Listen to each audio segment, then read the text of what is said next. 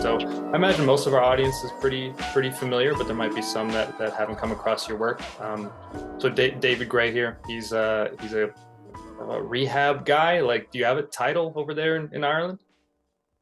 Uh, I'm a neuromuscular therapist and a coach. I just say a coach usually, to be honest. I just like coach. It just fits me well, I think.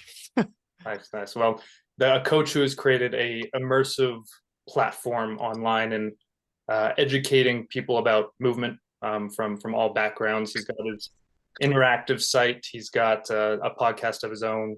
His Instagram is a wealth of knowledge in of itself. So if you haven't checked that out, I would strongly recommend it. I went to his workshop in Montreal in June, and it was a really good experience. I was very familiar with like your content beforehand, but getting the in-person experience, kind of seeing the simplicity that you tried to really instill into it to make it like applicable for everybody, was nice because I like to come at things from a very intellectual standpoint, or I like to have the complexity under my belt. But I recognized, and it was a nice reminder there, that in your application, that's not necessarily always the time for complexity. Sometimes you need to dig in a little bit deeper with somebody, but to get a lot out of just a little bit of cueing is something that, is always something I'm trying to strive for. And your seminar was awesome for that.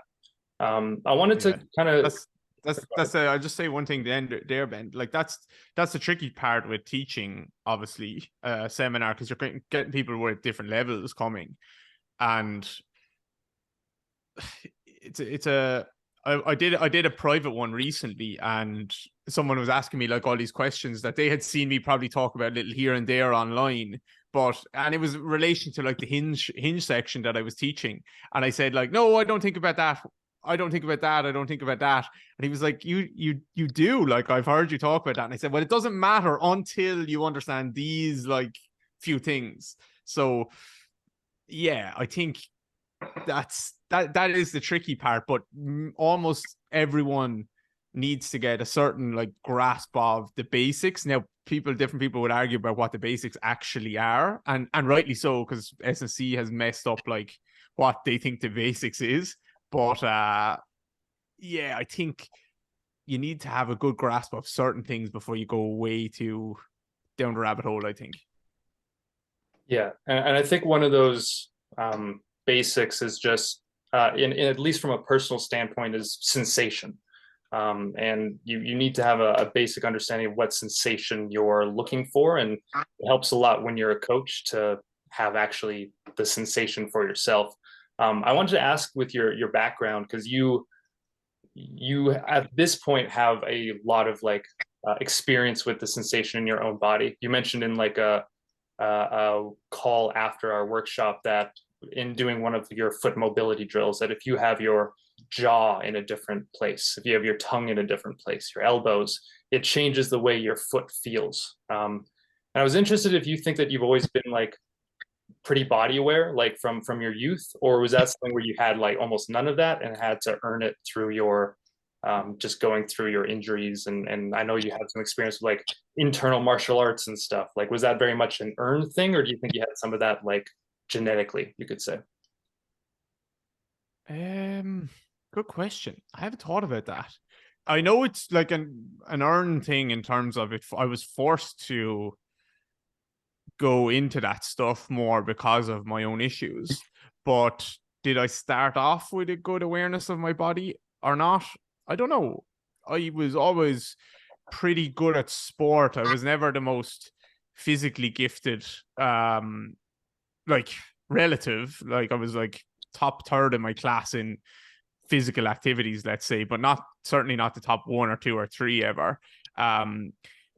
But picking up skills I was quite good at. So like, yeah, ball handling and different things like that, I could pick up skills quite quickly, and that was just because of hours probably spent in my childhood playing different sports and stuff like that. So I think that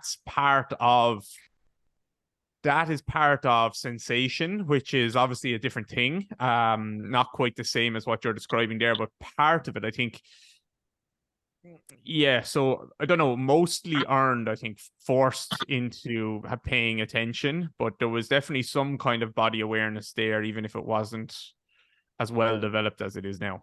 And sometimes it's probably too well developed. It's like, I wish I could just shut that off and just not think about that and do whatever, but which I'm getting better at, but mostly that just comes back to me playing sports and not spending time doing things that I have time to think about what my body is doing.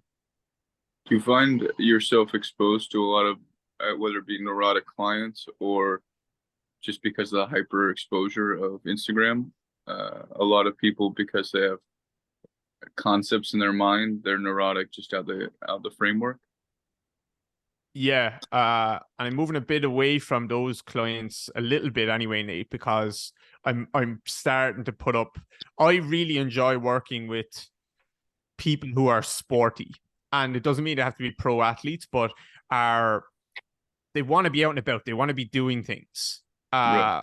I don't want to have to convince people to always like do their exercise or their rehab. And the more, I know there's a big middle ground here, but the more you nudge towards more athletic population, the less neurotic they are. They're almost the opposite in some ways, where they're just like, yeah, I'm fine. Like I don't want to feel anything and just let me go at it. So I kind of am nudging more towards those, and my kind of content is showing more of those types of people, which attracts less of the neurotic type of people. But I did spend a good few years with like more of the neurotic type of people, which you did learn a lot from as well. And maybe it's just like that I was in that stage a little bit myself as well. So that's what I was attracting, maybe.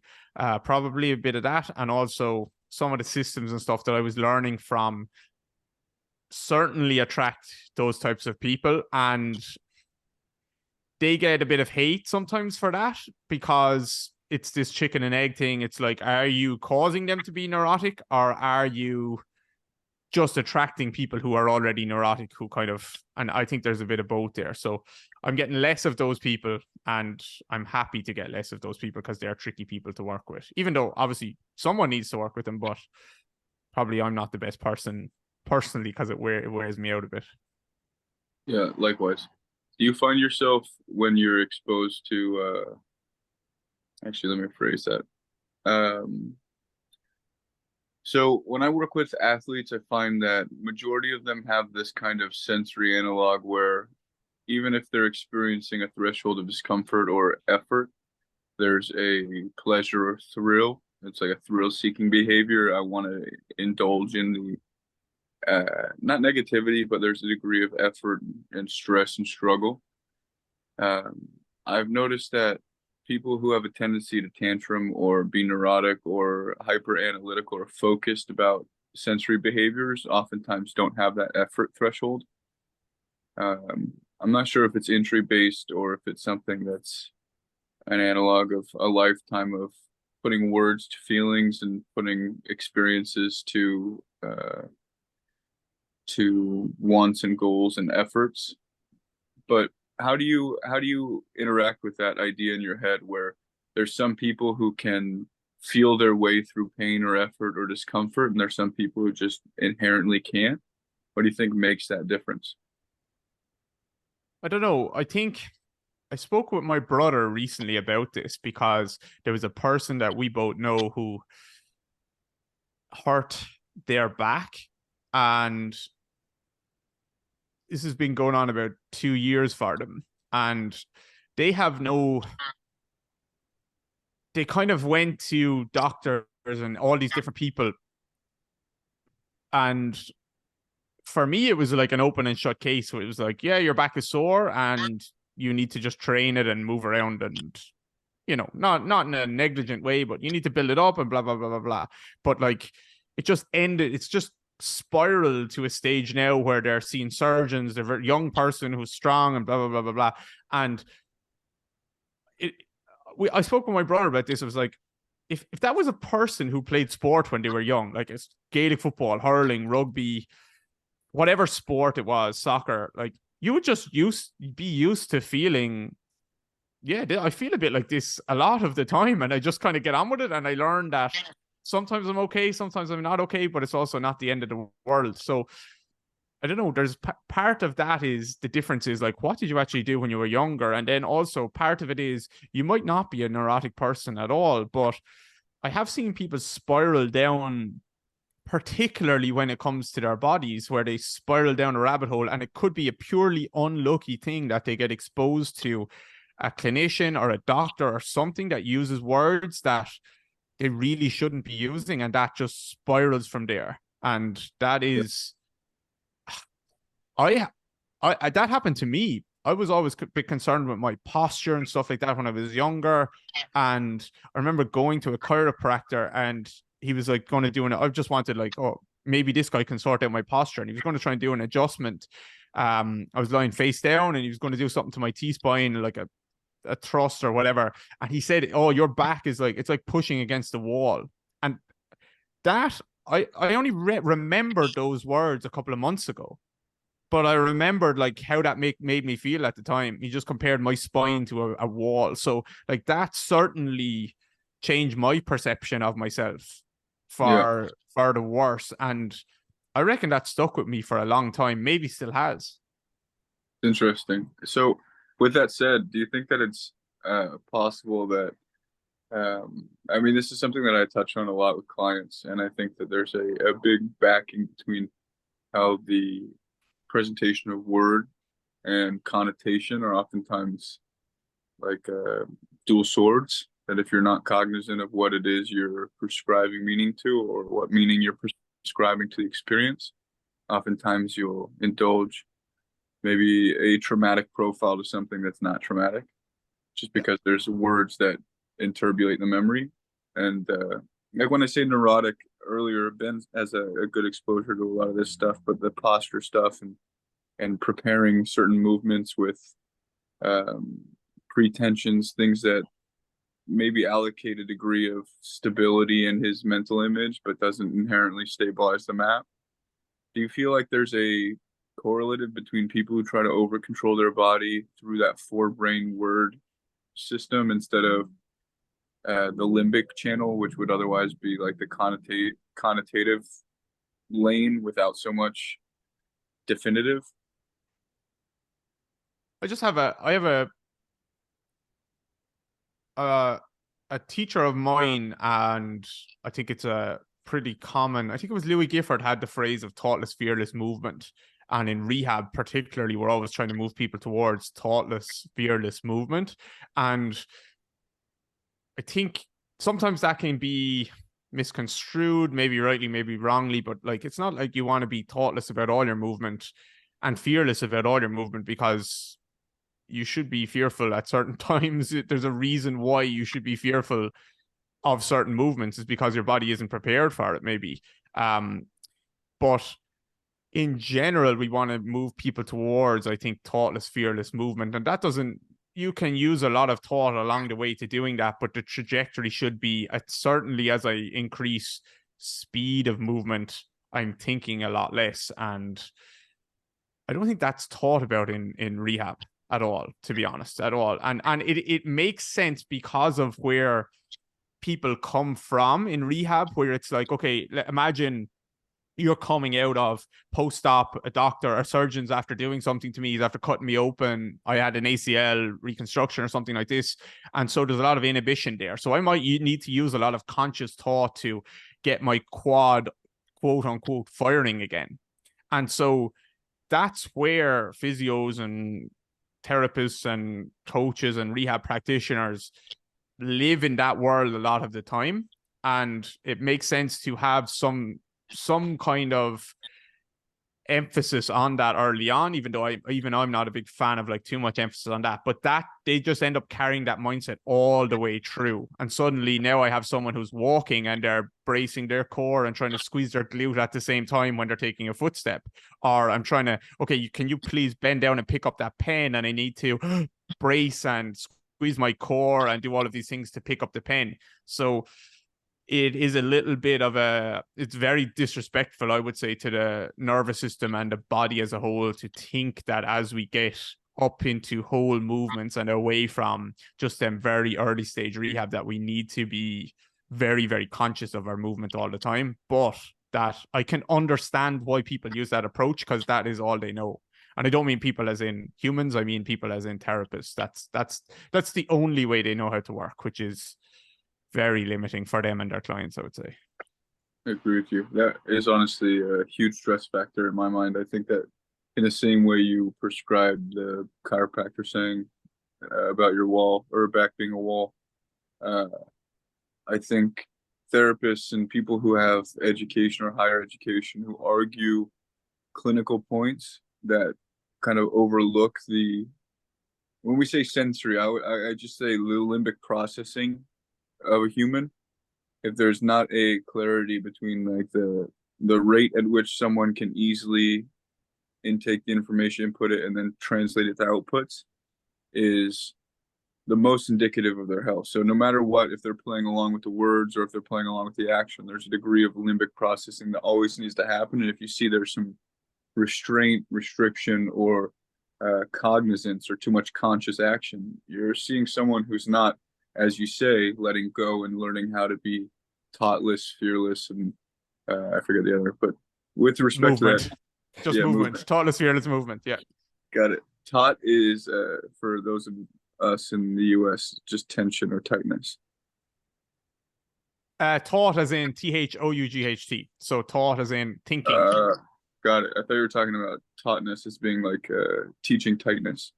You could thought probably leads to thought.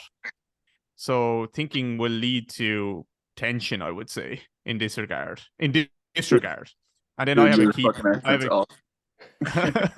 I have a key principle then, which isn't a rule. It doesn't apply all of the time, but it applies a lot of the time, which is don't fight tension with tension, which is something which is just a simple rule. Someone is very like, okay, you're lacking basic mobility. You don't move particularly well through a lot of your joints. I think a lot of systems and therapists and coaches in the industry just layer on a lot of tension to try and get this motion back or take motion away. So like a good example is, so often it's you have a tight back, you have lower back pain. Okay, I'm just going to brace your core. So now I'm tight. I have co-contractions everywhere now. Instead of just saying, okay, like relax your back, but by doing these things and get it moving, I just tighten up all other areas. And that just doesn't, the funny thing is that can work in the short term in terms of if pain relief is your only goal. I just want to feel, or actually it might not even be pain. It could be just, I just want to feel different. I think a lot of people leave a therapist's office and just feel different. And different is great because how shit they feel. They're just like, yeah, this feels different. It doesn't mean it feels better to them. It's just different to what they usually feel. But I want to go, my goal to be with my clients, like, you feel and move better, and it's residual. It lasts. It's something that we can take with us for a long time, hopefully, not just, I feel different for a few minutes. So yeah, that must be good. Yeah, I think the idea of not fighting tension with tension is brilliant. It was interesting. I went from a very like structured, like, okay, when I go to do a movement, I am set like this. And then I worked with somebody who was very much on the opposite side of things, where it's like, no, we're not going to do any of that. We're just going to like maybe get into like a hinge position and hang out here for a long time and like just let our body weight kind of settle into our leg. And I found that extremely challenging, extremely fatiguing, and it was part of what made me realize that, okay, this isn't the way. But in that same like beginning phases of that transition, I go to play basketball and I'm like, I'm feeling really free and like, oh, this is so nice. I'm like going, and then I do a particular motion and I just like tweak my back. I was like, oh no, I wasn't prepared. So there is still a sense of pressure that you want to have within your body, and that's where it can be a little like fuzzy, where okay, I don't want to have like all this extra tension, but I do want to feel stable and secure.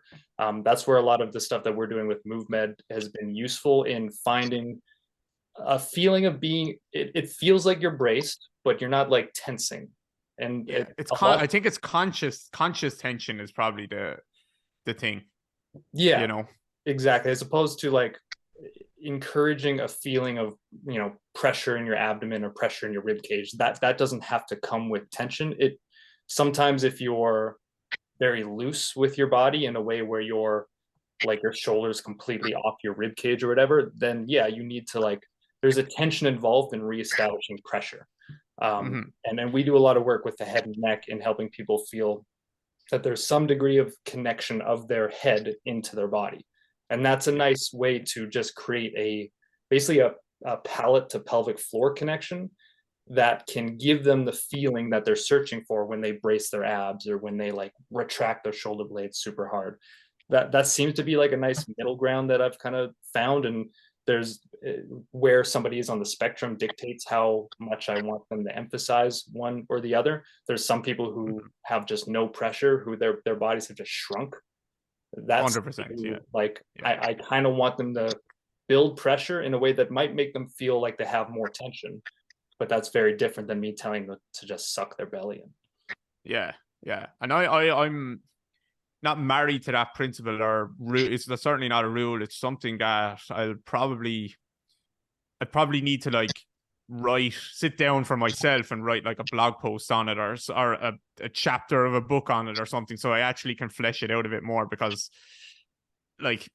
you see for example, in the workshop that we did, we have that medicine ball, that hamstring curl on a ball, and that's designed to help people access more knee flexion. So I've had this conversation in my own mind there about, okay, am I fighting tension with tension there because someone has not enough knee flexion or would like more knee flexion? But actually, the answer to that is no, I don't think it is. It's actually I'm doing this because they're not very strong with their hamstring there. They just have weakness. So I'm using tension. Of course I am. But yeah, it's this more conscious residual tension that you're constantly trying to find stability by just bracing an area or something like that. But I think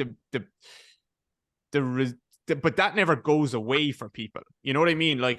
I'm sure the work that you guys do will say, you're saying with the head and neck, and you're putting it in a position of tensegrity, so it's more connected and they're more grounded, or whatever it is, whatever the words are. That the goal for that should be that, or I presume the goal should be okay, this becomes residual, that now I move and this is kind of what's happening for me without me having to think about it anymore. But the goal for the other stuff is never that. The goal is just always squeeze your glutes when you do this type of movement. Always squeeze your core.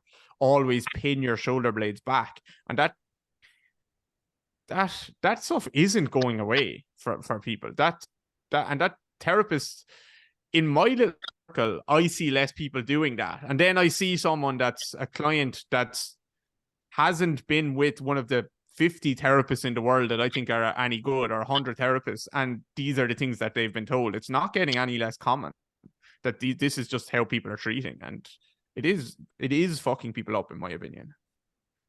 I think it's a gradual degradation of natural instinctive behavior. I mean, if you're not processing things as you would normally for example, a reactive child, then you're qualifying behaviors as being less threatening or under more control than they actually are.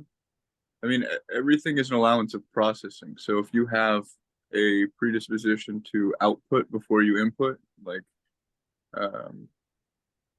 Ben used to, creating some tension to facilitate an action, or many of these systems in present are doing, and many of these clinical approaches are trying to emulate. At the end of the day, I think any degree of pretension is a degree of non-relation to the person creating experience or experiential memory anymore. And when we talk about the stack, or when we talk really about anything being in alignment, we're talking about everything being under the middle of your head, or your amygdala and midbrain being more stacked and steady. And when there's good signaling from memory center and feeling center, then most everything kind of correlates in a parasympathetic fashion, or at the very least a congruent, stable fashion. I don't think any human being alive will become stable until they build into my less cool accent, build into a stable feature of, when they're presented with testosterone inducing environments, they can match the effort to a degree.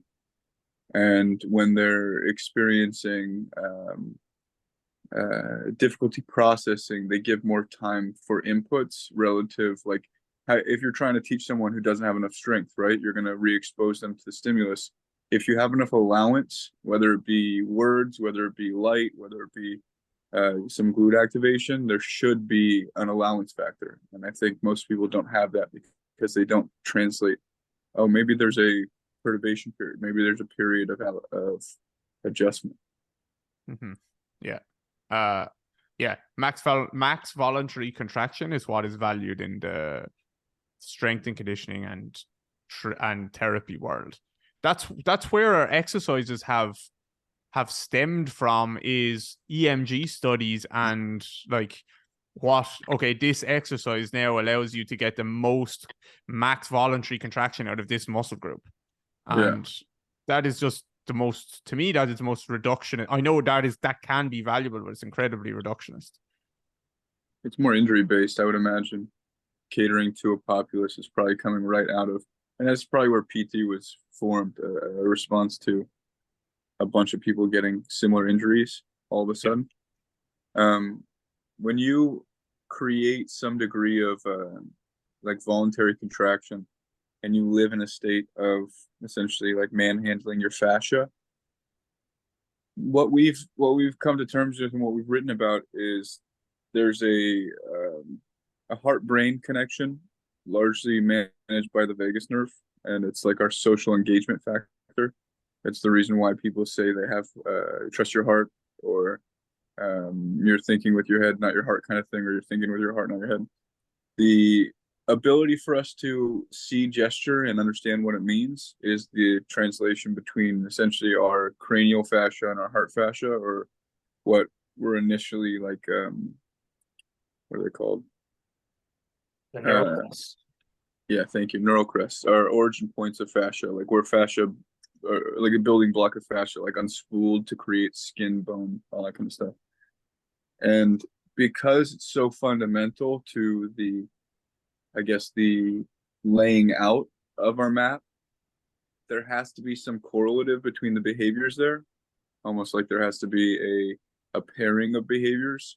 And when there isn't, when there's an immediate physical disassociation, either between signals or between having the ability to process the inputs of both while you're outputting, I think that's the deficit for everyone. Like your voice catches in your throat, your chest starts to slump and go into flexion because you're not aware of how big your heart is supposed to be. And visceral awareness is largely what breathwork translates to, just getting a more robust map because more things are experiencing oxygen and thereby experiencing stability from the hormonal resupply, the blood supply, everything.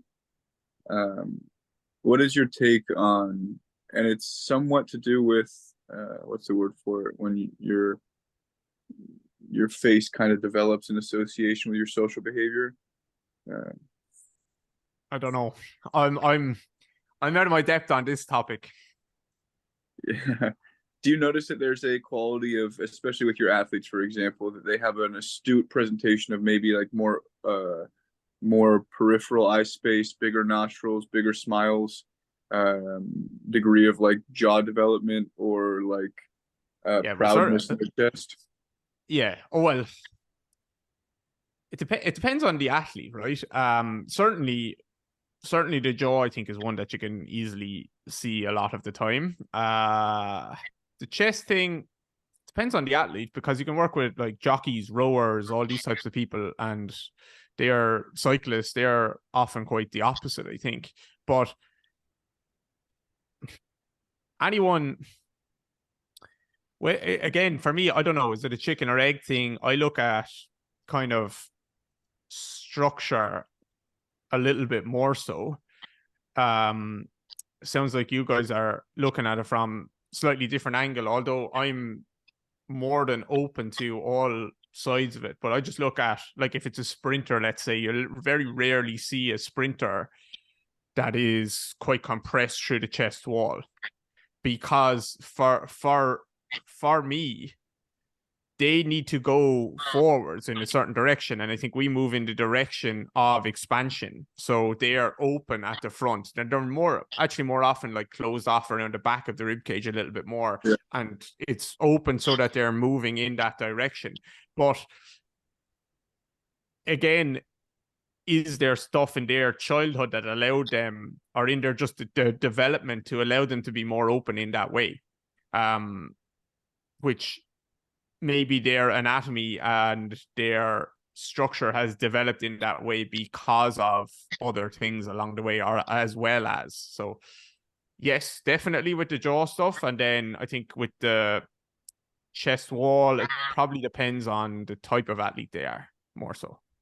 So with the nature of our process, or at least what we've put together, because the neurodevelopmental language in most things like DNS or any of the smaller systems that essentially take from systems like DNS, they talk about crawling, they talk about natural behaviors.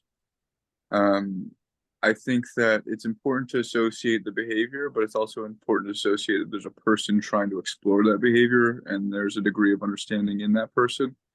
So if it's a baby, you're seeing mostly just threat and stability being like foremost efforts. Like, I don't want to be threatened, and I want to figure out how to do what I'm doing with as minimal effort and brain power as possible. I want to explore everything and focus on everything. What we focus on is more breastfeeding, more how do we allocate pressure through the action of suction, and then the management of pressure in the literally in your face translates to intra-abdominal pressure. So how does the pressure of that translate to your belly doing the same thing, or the Valsalva maneuver? What I've noticed with people, if you see, for example, a cyclist, I've ridden a bunch on my bike, and that's one of the few sports cardio related that you can have a gut on. And that's largely because when you're not rotating your spine, you're creating a lot of rotation in the limbs. So there's degrees of torque in the limbs, or like extrinsic homunculus torque into the foot and into the hand, as opposed to the shoulder girdle and hip. So what I've noticed, especially when you say like it's possible for a sprinter to have a big chest and a small back, there are correlatives throughout the midline. So like all the behavioral relationships similar to like co-contractions that kind of need to happen, or co-behaviors that need to happen.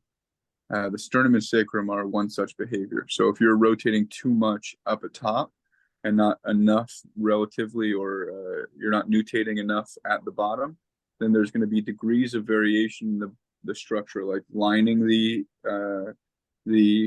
sternum and sacrum, and the angle of the sternum and sacrum are not going to be as relative. So we're going to have to compensate. And I find that a lot of people who don't have great low backs have tremendous abs, because that midline tissue, as you say, can expand, and it can create tensions or shapes that the more bone supported tissue can't. So like whenever we're factoring into a lot of these things, we're going to look at the midline, because it can change. How does it change? How does it look or seek in the place of a lot of that head related suction behavior?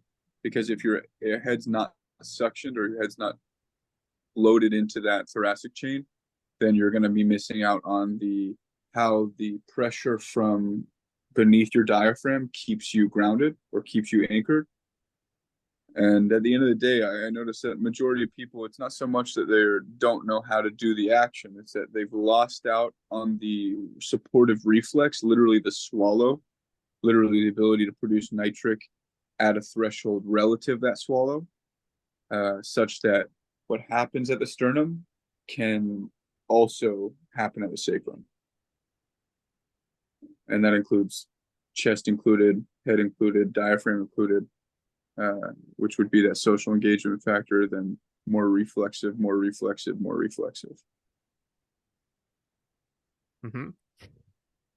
I'm just giving you the lowdown on what it is that we do. Yeah, no, that's great. That's awesome, man.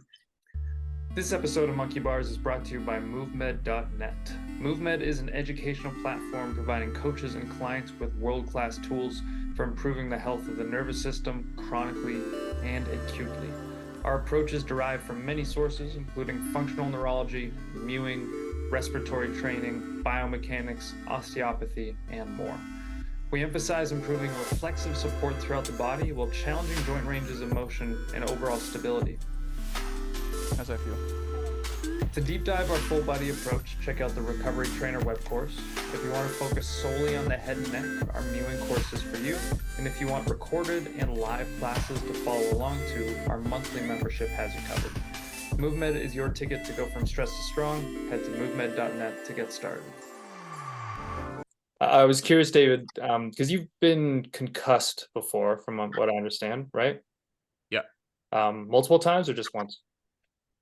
Yeah, like 6 or 7 big enough. Yeah. I don't know. I was trying to figure that out recently. Definitely been knocked unconscious 6 times, and then probably a few more times. When you had that happen, was there like a repetitive pattern of oversensitivity that would come after that? Was light, sound, was that pretty hard to handle in the immediate aftermath? I recovered immediately very well after all of them, except for my very first. Actually, no, after all of them, it's only when I believed it's only just because I went like back into sport almost immediately, and there was not much education around it. Like, even this is my last one was less than 7 or 8 years ago. Yeah, probably 7 years ago. So there was a very little education around that. Now, like, you have these return to sport protocols. If this happened, if you're out cold, like, you're 3 weeks minimum or whatever it is, depending on the place and the sport. But like, I would have been concussed on a Sunday and playing training again on a Tuesday on the field. And I don't know, maybe there's some kind of nocibic factors around this now, because potentially around, okay, you're concussed, and people, especially in rugby or American football, they know that it's such a bad thing. So maybe I'm feeling worse because I know this should be so bad. I don't know. Now, obviously, it's a very bad thing. So, like, we need to be very careful with it. But mostly, I felt like I recovered okay after it, except for my first one where I got elbowed in the eye, which I still have some double vision in from when I look in a very particular way. So, but when I kind of stopped playing sport and started to notice my body a bit more, I was left with the conclusion that this just must have wreaked havoc on my body, because nothing else really could explain just kind of how shit I felt all the time. There wasn't really anything else that could explain that. There was knee injuries and Achilles injuries and hips being a bit messed up and all this stuff, but I also started to just get a lot of weird jaw shiftiness, like where it just didn't feel good, and like my bite was a bit off. My pelvic floor, I had pelvic floor problems for a little while, and yeah, nothing else could really explain that, I don't think. Do you see the associative between eye dysfunction and then correlative neurological processing issues? When I noticed, I noticed that I still had double vision in my right eye. I was playing a hurling match, which is kind of like, you could think of like lacrosse, but on a much larger field, and the ball, like, we can hit the ball with a stick, so it goes like 100 meters.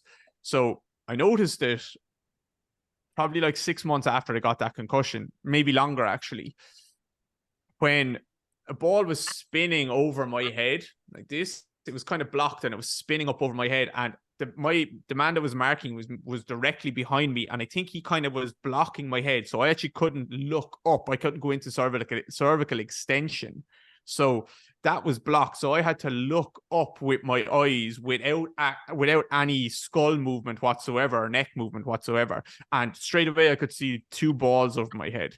And I notice that all of the time now. Sorry, if it's only in that particular movement, only when I can't move my head, but I have to move my eye and look up. And that was like, okay, this is whatever. That's something I just noticed and blah, blah, blah. When I started to feel, when any symptoms that I was having were starting to amplify, was when I spent a lot of time doing online calls with clients. When I started to get our business started to do pretty well, and I was doing like 8 hours of Zoom calls a day, maybe 10 hours of Zoom calls a day, and that fucked me. And like, naturally, as you might think it would, especially Zoom, not looking at my phone screen or my TV or anything like that, looking at people moving on Zoom, where I'm really like focused on this, right? So that didn't work. And the reason I mentioned that is no movement that I could do was helpful to make my body. I could feel my breathing change throughout the day as my body felt like it was squishing me more and more and more as I was doing these calls. Yeah. And nothing helped me except for that I figured out I have to go for a walk, and I have to have an awareness of kind of this optic flow. These like, it's almost like I'm in a movie and I'm on the back of a trailer driving through New York City or driving through the forest, and like all these objects are passing me instead of me passing these objects. And having awareness of an object that's like 100 meters in front of me. So like I'm looking at this object, but also being aware of all these things that are passing by me at the same time. That opened me up more than a million zillion other drills that I could do, eye drills where I'm tracking objects, anything like that. So when I kind of figured that out, which is just by accident, but also kind of makes sense, which is you don't have to know too much about neurology or physiology or anything like that to say, well, my granny probably would have said, you should go for a walk outside. So when I started to notice that, it was like, okay, everything on my body feels like shit, but everything feels much better when I go for a walk, but only if I focus on, like, if I do this kind of thing with my vision. So then I started to do less Zoom calls, less looking at blah, blah, blah, and all that started to get way better, way, way, way, way better. So that's when I kind of put the 2 and 2 together and was like, my visual system is doing something to me here, and seems to only, the biggest improvements are when I set that free a little bit. Well, at least me, I got good exposure to a group of people who train Z Health and a number of different related neuromodalities. Are you familiar with Z Health? Yeah, I know who they are. I don't know that much about them, but yeah. It's a clinical approach to brain science. So a lot of the visual exercises you see practiced are either developed by them or heavily practiced by them. And I mean, I think it's the most clinical approach ever. I think it's very redundant, but brilliant. So take that for what you will. Yeah. But as you say, when you're staring at something that's fixed in front of you, not very far, and you don't have 3 dimensions to it, you're exploring a degree of non-peripheral flexion. So like creating your whole nervous system is essentially occupying a space too close to you without paying attention to what's near you. So there's a factor of movement threat or environmental threat. And then when you spend so much time drying out your eyes and then spending time looking at light, you're atrophying aspects of your eye. So the notion of how much output it needs to achieve while it's not being moistened or reflexively managed, those are big things too. I think the biggest thing that happens though is once you get to a point of that dehydration or that swelling and inflammation in the eye, the correlative neurological behaviors that happen, like your lungs, the feeling of them shrinking, or the peripheral scope of your lungs shrinking, or dynamics in joints. Say you had some injuries in an elbow and there's like some pitch of the elbow you don't like. that flexion may enclose you outside of that range of motion. Like there's so many things that your eyes, just having spent time not exploring their full range of motion, is your brain and nervous system not exploring its range of motion. Yeah. I want to just give that touchstone, because I think a lot of people, when they hear vision exercises, they're like, I don't have an optometrist, I don't know what you're talking about. And it's so far removed from optometry that there's a degree of athleticism that teaches you things that no eye doctor will. And if you ever played with like a frisbee or a small ball, or play some catch, and find your eyes improve way better than if you were to do most anything else. Just don't overthink. 100%.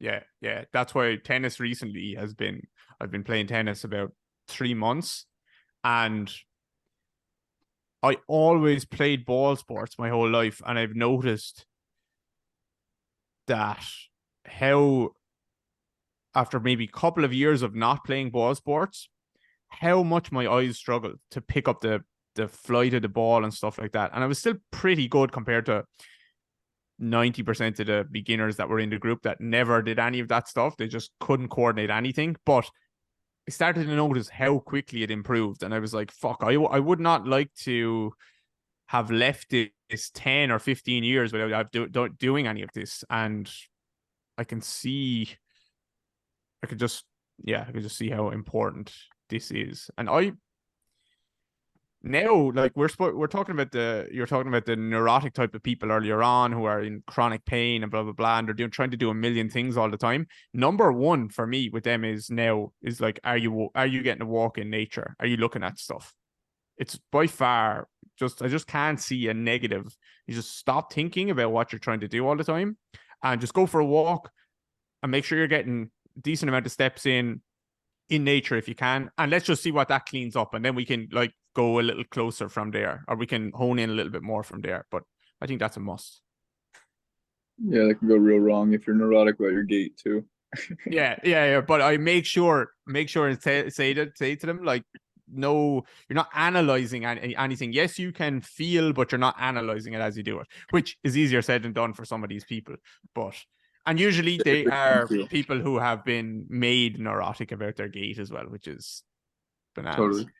Do you see there being a depreciated sensitivity to a lot of these people who are neurotic? Like they're replacing normal sensory response or normal sensory inputs with because they're tense, because they're taught, there's a degree of just non-relation to the environment. What do you mean?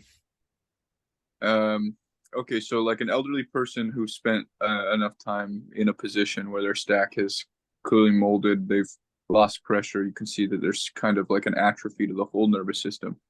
Do you see that person doesn't have the ability to feel what you'd want for them to perceive? Like they couldn't even process it, that you need to maybe do passive things, maybe do something that's not even movement related, just to like pick up on the air. Like the nerves need to be shocked back awake. So is there a degree of when you're interfacing with someone who's too neurotic to feel, do you see that that's common? Do you see that that's something you have to do stuff about? Yeah. And it's often, I think they're often like trying to jump to a conclusion of this feels shit or this feels painful. Right. And often like there's a world of difference between this doesn't feel amazing and this feels like shit. And also, like, it's this whole area. Let's say we're working with the foot or the knee or something like that. Yeah, let's say we're working with the knee and you're doing, I know you're speaking about not maybe doing movement all the time, but which is definitely an option as well. But if they're doing like a lunge or something like that and they have knee pain, they'll tell you like, yeah, that's just sore. But it's like, no, hang on. What part of the movement? Like maybe we can do a lot of this stuff and it's not sore, or maybe it's not really sore at all. You just like labeled it as that immediately. So yeah, I think these people, some people use the word like we need to desensitize this. And I think it's the opposite. We need to resensitize this. They've lost sensitivity. They can't describe anything. They can't feel anything except for this just blanket feeling. I'm just going to throw over everything. So yeah, I think that's where manual therapy can be useful in terms of, I think it's resensitizing an area rather than desensitizing an area, which is the idea for most people. I'm just going to like dig in as hard as I can so that this gets so painful for you that you almost stop feeling it now when you go and do other things. I want to resensitize an area. And various manual therapy could be useful for that. I like to use my words. I'm hopefully Ben saw that in the workshop. Like, I'm quite picky with my pitch of my voice and my tone and my speed of how I speak to people. And I will try and use my words to direct them to an area, and I will ask questions to help direct their attention to a certain area so that then they can hopefully start to pick up on what I'm saying. So speed, I think, of movement is important, and because they will also often rush through these things or go like a snail through these things. So speed of movement is important. Speed of my voice, tone of voice, where I stand in the room, if I decide to touch them while they're doing a certain movement. All of these things are resensitizing an area, and I'm not, I definitely could be a lot better at this, but I do try to be picky with how I communicate with my hands and my own voice and my own body with them to try and help with that. Yeah, it sounds like you're nurturing their reacceptance of sensation by essentially like leading them limbically. You create a notion of behaviors that they can mirror or associate to safety that are external. And by way of prolonged exposure, you're essentially making it so that they trust whether your behavior is safe or threatening. Do you find that that's most of, I mean, without being shitty about it, do you find that babysitting is a large part of a coach's job? I don't mean watching them. I mean, like, if you're taking care of a kid, you're still teaching them. You're still nurturing the effort of, we see there's some limitation, and I'm gonna not tell you, I'm not gonna dictate, but I am going to act in a way that you can emulate. Yeah, absolutely. I think the great coaches, when you watch them coach, they're able to pick up on a lot of stuff, a lot of information, but they're able to just meet their client where they're at, which is a cliche, but just challenge them just enough. They're constantly challenging them just enough, which is a beautiful thing when you watch it. And if you ask that coach, like, why did you pick that drill, or why did you do it in this way? Sometimes they wouldn't be able to explain perfectly why they say, why was it this, not that, blah, blah, blah. Why did you use those words? Sometimes they wouldn't be able to describe that, but they're just have gotten so good at picking up on all these different little cues that they're picking up from a client. And I think the good thing that I found with the workshops is I was doing so much stuff with my clients. And when I started to teach workshops, I actually had to explain it, why I was doing it, why I was saying that word, why I was doing that drill. Half the time, I don't know whether, and I'm not even saying I'm right or wrong, but half the time I was like, I don't know. Even actually, no, I'll even less than even more so than the workshops. Working, we have a physio that works with us online, Alice, and I've realized I've been working with her for 2 years, like kind of mentoring her, and she's been working with clients. And I can remember saying to her 6 months into, like, when she started working with us, well, you know everything that I know now, and you're good, because she knew some drills and stuff. And 18 months later, since that, we still have a call every month, and it just goes another layer deeper. And I actually figure out, well, the reason I was using that drill in the first place was because of this thing, which was because of this thing and this thing and this thing. And now it just helped me realize, like, it doesn't really matter. I had this thought the other day. I don't think it matters where you start your learning journey. Hopefully you're learning the right things, but, like, does it matter if you start, like, diving into the nervous system stuff first, the breathing stuff. I know this is all related, so I'm just kind of half butchering this, but like, does it matter if you go lower body, upper body, like plyometrics, sprinting, manual therapy? You're kind of going to need to learn everything, because everything just is everything else anyway. It's all just linked together. So it's just big smush of stuff. You mentioned in talking about resensitizing areas, obviously you do a lot of work on resensitizing the foot. Um, do you kind of see an analog between the feet and the hands? Like, do you approach kind of resensitizing somebody's hands for whatever reason in a similar way, or is there a lot of differences in your approach?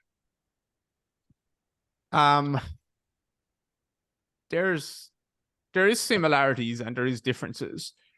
I think the differences just are the obvious ones, which is the hands are usually in better shape than the feet.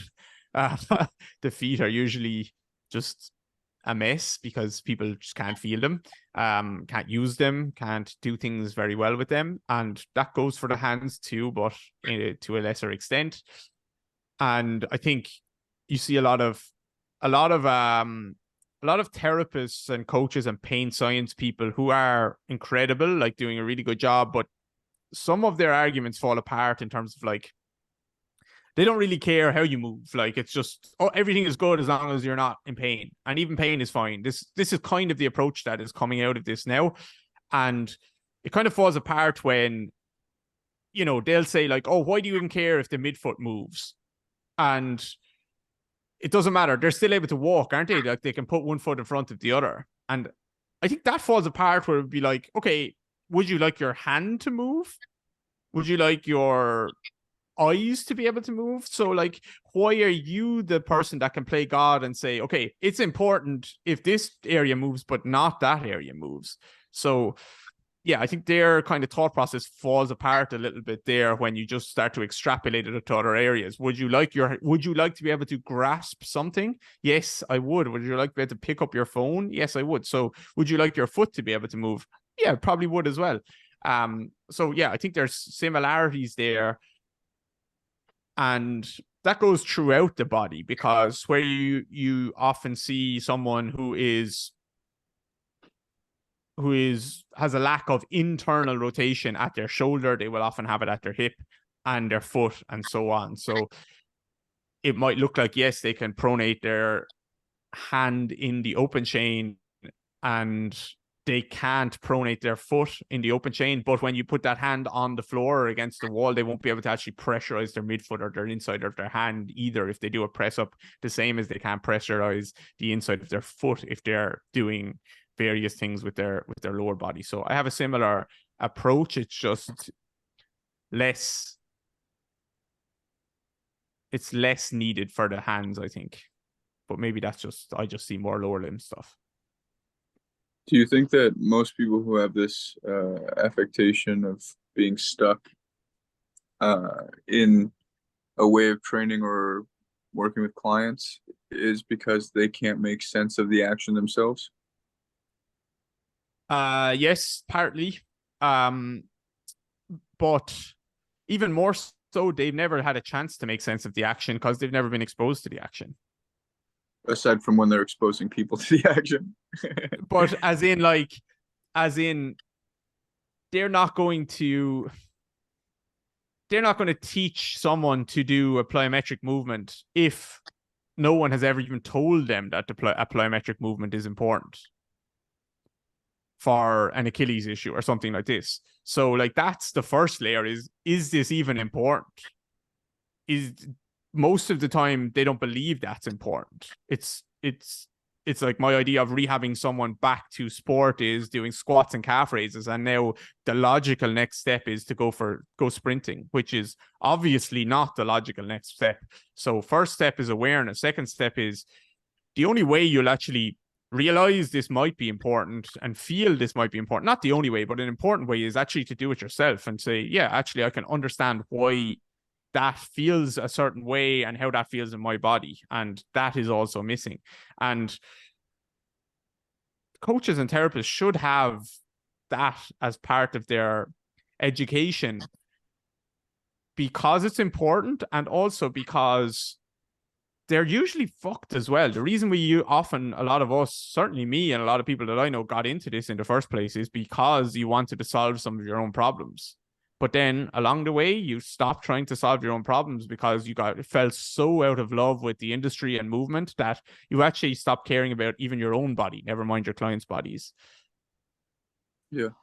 I'm of the opinion that almost everything we do is for a social purpose.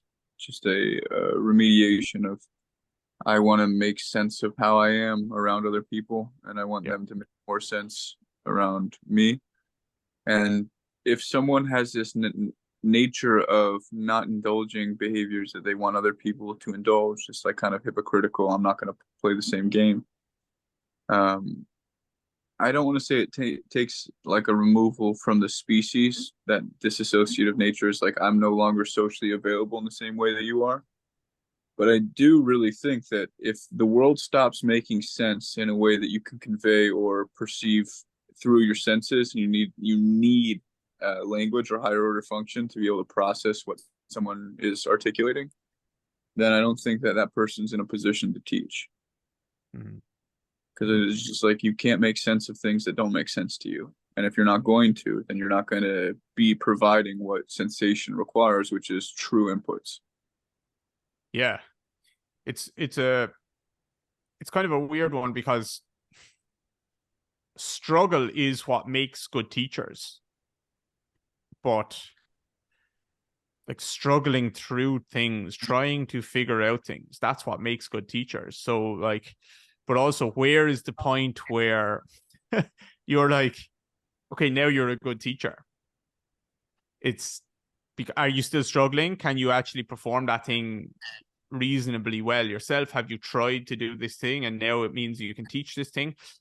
It's hard to say where that point actually is, but I think to some degree it's what you decide is worth teaching in the first place. I could, from 4 years ago, be really good at teaching a particular movement sequence with a particular intention. I could be really great at teaching that, but that was not the thing for that client at all. Regardless of how well I taught that thing, I didn't know that that was the wrong thing to teach. So, and that's just like, I think a lot of what makes a good coach is struggling through not just their own stuff, but having clients that are a huge struggle to work with too. And I've been lucky that I've had clients that I had no business working with in terms of my skill level, that I had the chance to. Some that like I didn't really like, I didn't last with them, like it just wasn't the right fit. And then I had some who like trusted me enough to like keep working and over time, and just seeing the problems that were in front of me and just looking, okay, where are the potential solutions? Just try, experiment, test, repeat. I think going through that struggle is really what separates like somebody who can coach just like an aspect of movement or an aspect of health well, versus somebody who understands more of the holistic vision of everything and then knows, okay, based off of all this potential, where do I want to focus? Yeah, like you wouldn't be the coach you are now, Ben, if you weren't the shittier coach you were a few months ago or a few years ago. A few days ago. Yeah. You know? We got you there. Yeah, not a few months ago, a few years ago. So yeah, how I don't know, if you waited until this moment now where now I'm ready, it would take you another few years to actually become a good coach. Totally. So it's tricky. It's a tricky one.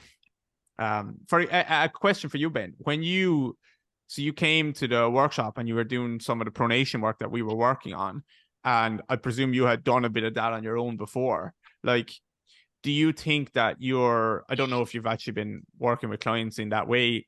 I don't mind either way, but like, do you think now you have more of an ability to coach that based on you learning to practice it more yourself? Definitely. I know more the sensation, and again, having the sensation helps me literally see it better, which is kind of interesting how that works. A big part of it was like I was the demo for the class, right? And you had your hands on my leg, and I was pretty like surprised by how much just the tactile feedback of like the smoothness of the motion really helped. So now almost every time I'm like, at least in teaching and starting off, I'm like, okay, well, I'm gonna kind of guide you here. I just need you to not get in my way, essentially. And you, as you felt like people will get in your way a lot doing any drill, let alone like something that's just a simple like weight transfer or knee bend. Mm.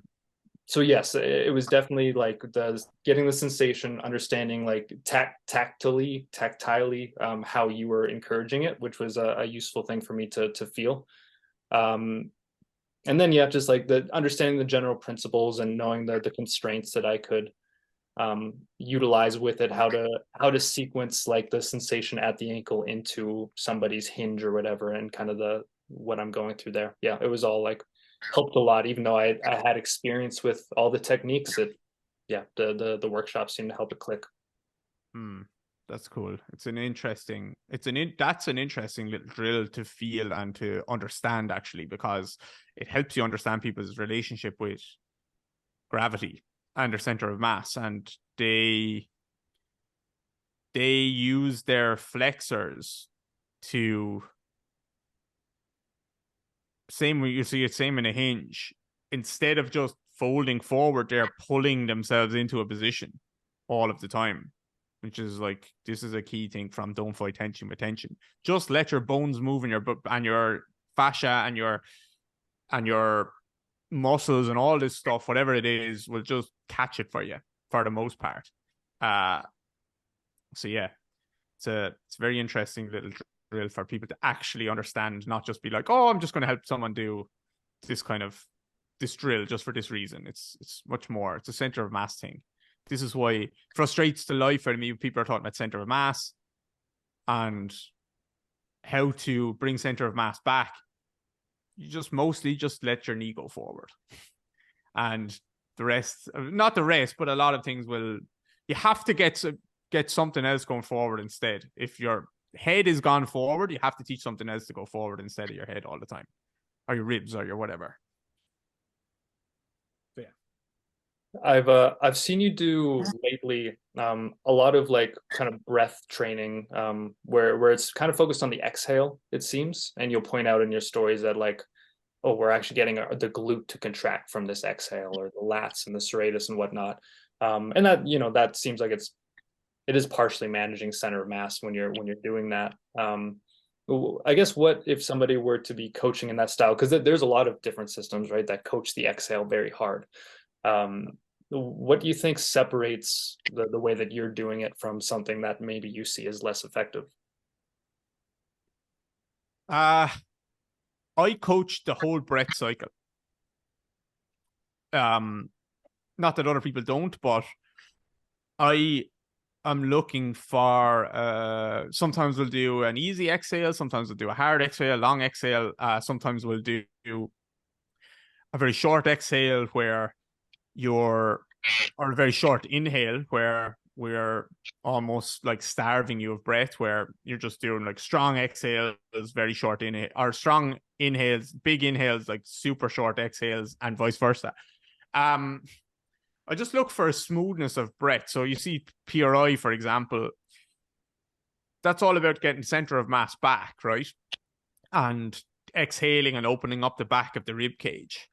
But they start from a super flexed position all of the time, which, if I'm trying to get the muscles around the front of the rib cage to pull depress the rib cage a little bit, or retract or internally rotate the ribs, why would I start there? Doesn't make sense. Maybe I should start from a more extended position, put some length through those muscles, and then do a strong exhale so that they have some leverage and some grabbing, and I'm pulling from an extended position or a more neutral position. So I don't want to compare what I do to others, but my overarching theme for the breath stuff is there should be a smoothness to it, not a sharpness to it all of the time. And I think a lot of people will do anything they can to get a full exhale and a full inhale. Look at Wim Hof, the way he does it, this like sniffing of air in all the time. Look at PRI, the way they do it, this like blowing as hard as possible with the exhale.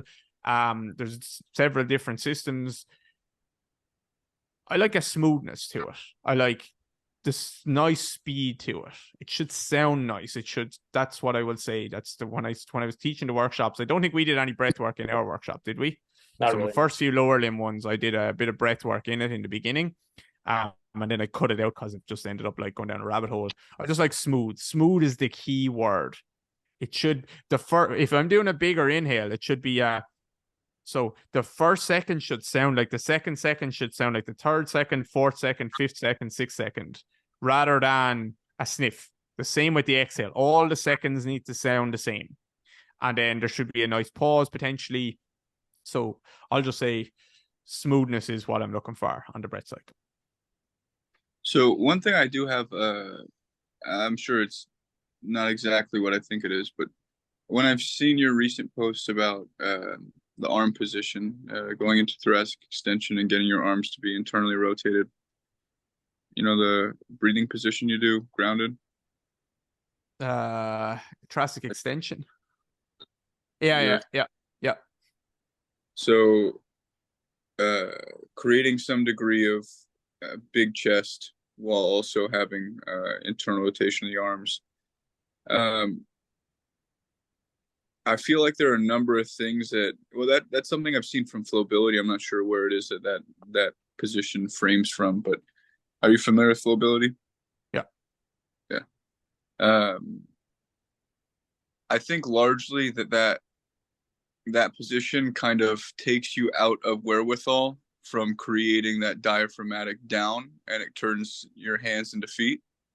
And it tries to translate creating out force or external force as opposed to intrinsic force, and it does not rectify the intrinsic atmospheric pressure, which would otherwise house the core centrifying gravity. Like when I articulate that pressure in MoveMed is largely core based, I mean that it's largely to do with the space between diaphragm and pelvic floor.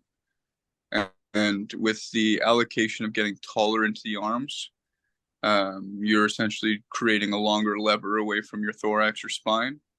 It's important to create that same distance or extension from diaphragm to pelvic floor such that you're not loading your diaphragm on the shoulders. And I think that that's probably the biggest thing that most people are doing. They're becoming quadrupeds by way of that position, and they're taking their thoracic loading into diaphragm such that they can't posteriorly expand. Because the floating ribs, when they're fully developed, you create like a round trunk. It starts to be more like bodied. And almost no person I've ever seen doing breath work, whether it be PRI or Flowability or whatever, have that roundness in their trunk. So it's almost like the nature of flexing in extension is creating extension that is flexion based. And so it's no longer developing a intrinsic pressure supply. It's developing a contractile pressure allocation. So in order for you to allocate pressure, you first have to pretense or take the shape. I'm not sure if that resonates with you, but I think that the swallowing the esophageal length is huge. And if you're going to try to take length out of your spine and put it into your arms, you're going to be taking away length from your esophagus. I have nothing to say. I don't know. Yeah, well, there's an element like the sensation I have because I've done my fair share of reaching, and there's definitely a time and place for it where I'm getting somebody to kind of explore just like what the potential movements of the shoulder blade are and how to get them to have a relationship with the rib cage. But when I more so focused with people, and we have a drill where we take like a kind of soft, squishy ball, maybe something like this, and we hug it into the body, right? So through that, we are actually creating a little bit of a resistance to the breath versus like if I'm reaching away, I'm kind of getting out of the way. And yeah, maybe there's some ability. I remember when I first kind of started playing with my breath, like I would go into these super deep positions and feel the deepest stretch around my spine. But I wasn't necessarily actually getting like chest wall expansion or that great of a relationship between my arm and my rib cage.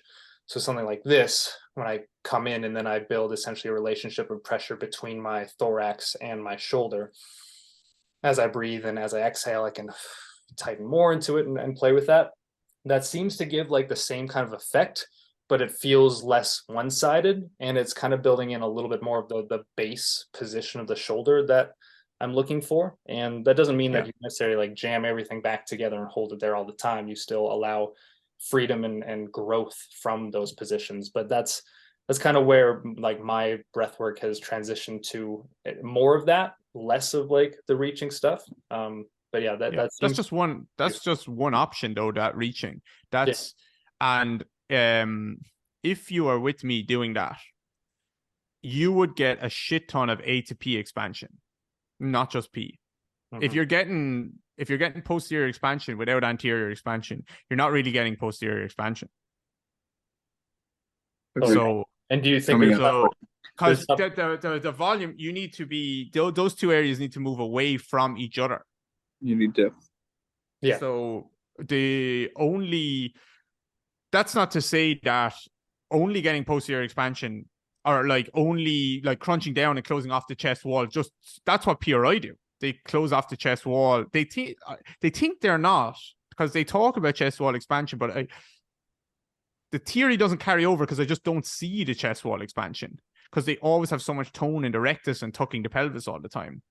But if you're with me doing breath work, aside from times where I do want someone to crunch down for whatever reason, the emphasis will always be on improving A to P expansion. And that reaching in that way still has the potential to have a ton of A to P expansion. And I have shit tons of videos to show it as well with clients. But it's just one option. But I 100% agree that if you're not getting anterior, all these people that are being told that they're compressed posteriorly, almost none of them can open anteriorly. Yeah. They're all compressed around the sternum or all around the chest wall. They can't open up. It's some weird illusion. They're probably compressed posteriorly as well, but I see all these people that can't open up the chest wall. And I think it's a visceral flexion. I think they're stuck in their viscera.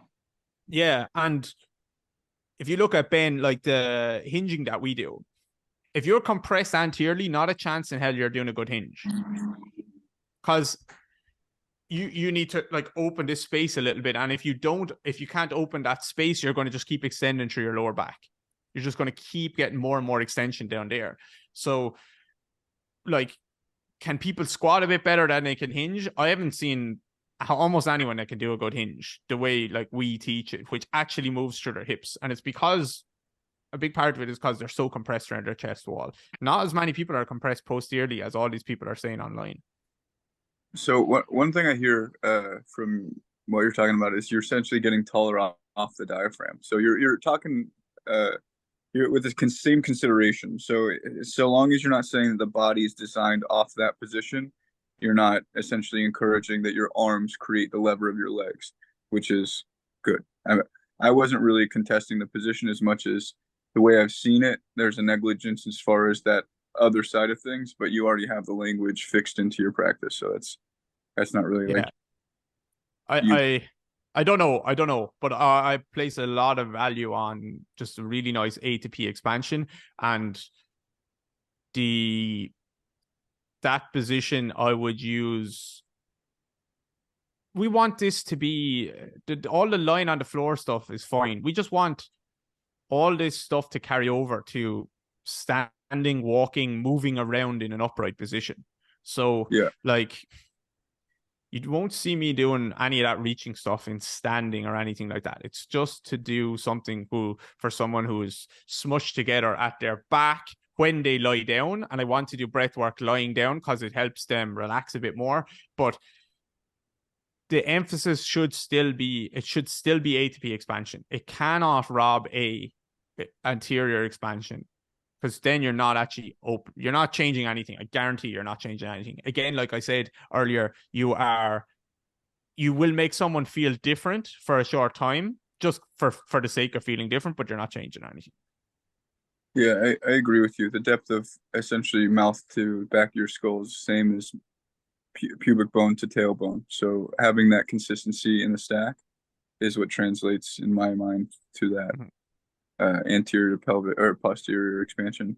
I think the thing that I smiled earlier because you had said in order to get more glute, all you got to do is lean into your knees. Your theory with that is our practice with the arms. In order to get more chest, you got to lean back into your elbows. Your elbows point in the direction they're supposed to go, and your knees point in the direction they're supposed to go, off my mind, meaning that your elbows cut air backward. They're not pulling you forward, they're pulling you against your lat. Your bicep is pulling you against your lat. And because your lat is your biggest spinal stabilizer, it's like a sail in the wind, and your kinetic that you throw into the sail is what you spinally engine through, or effectively, whatever, put back into motion. And I think one of the fundamentals that I'd like for more people to do or see more of is leveraging off their sternum, not leveraging into their sternum. So because so many people have a collapsed chest wall, and even if you don't see it, most people have pectus excavatum, and so many women, it's unbelievable how many women don't know that they have a caved in chest. And it's easier to see with a man because we don't have as much fat on our chest, and it's more muscle based. But at the same time, if we don't allocate enough coordination between our top ass, which is our chest and shoulders, and our bottom ass, then the relative dynamics of the arm are always going to precede the relative dynamics of the leg, and they're going to put us into that internal rotation, and they're going to put us into flexion, because they not only put us forward or displace us forward, but they also close off that front line and midline such that we can't rotate as well, and we have to find either external rotation in the lower limb or degrees of width in the ribs, which inherently, instead of depth, we have width that reduces the lower ribs. And that's the same thing as the periphery stuff. You become too dependent on front side flexion, and you lose out on periphery. You lose out on your secondary coordination abilities. Awesome. All right. Well, thanks a lot, David, for coming through. It was awesome to hang and talk about this stuff with you. Do you want to plug anything? Your foot and Achilles program. I was running through a little bit of it last night, doing some soleus work and some bent to straight knee calf raises, trying to get the hips involved. That's a sweet program for any therapist who just doesn't have a good handle on lower body issues and has a limited toolkit. There's a lot of simple stuff in there that can be really effective. Anywhere else you want to send people? No, yeah, people can just check out my Instagram, maybe, Ben, if they like David Gray Rehab. And yeah, apart from that, thank you very much for having me on. I'm looking forward to diving in and checking out more of the work that you guys do. So I really appreciate the chat, and yeah, hopefully it was worthwhile for someone else listening, but it was definitely worthwhile for me. So thank you again. Thanks for joining us, man. Pleasure meeting you. You too, man. Yeah, take care, man.